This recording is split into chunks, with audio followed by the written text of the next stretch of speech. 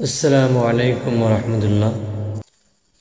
আমাদের আজকের আলোচ্য বিষয় হচ্ছে অজু করে রোগী দেখতে গেলে ফজিলত কি, হাদিসের বিষয়ে কি বর্ণিত আছে, চলুন দেখে আসি। সহিহ আবুদাউদ শরীফের 3097 নম্বর হাদিস।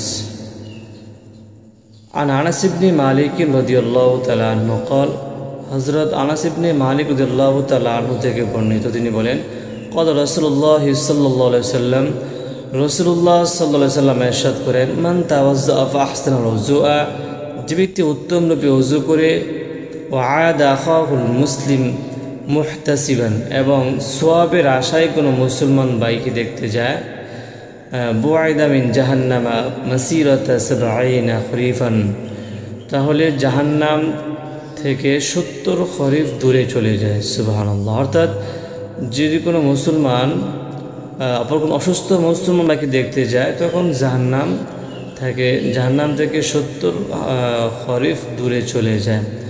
অর্থাৎ অজু করে, উত্তম রূপে অজু করে দেখতে গেলে যে আলাদা ফাজিল আছে সেটা বর্ণিত হয়েছে। যেমন আল্লামা তিবি রহমাল্লাহ বলেন যে রোগী দেখতে যাওয়ার পূর্বে অজু করে নেওয়া সুন্নাহ উক্ত হাদিস দ্বারা এটা প্রতিমান হয়। এর হিকমত হচ্ছে, অজু সাধারণত অজুর পরে দোয়া কবুল হয়ে থাকে, আর রোগী দেখতে যাওয়ার উদ্দেশ্য যেহেতু তার সুস্থতা কামনা করা এবং তার জন্য দোয়া করা, তাই রোগী দেখতে যাওয়ার পূর্বে অজু করে নেওয়া।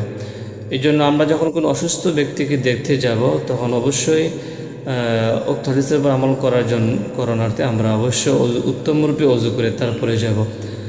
আল্লাহ তাআলা আমাদের প্রত্যেকেই কোনো অসুস্থ ব্যক্তিকে দেখতে যাওয়ার পূর্বে উত্তম রূপে অজু করার তাওফিক দান করুন।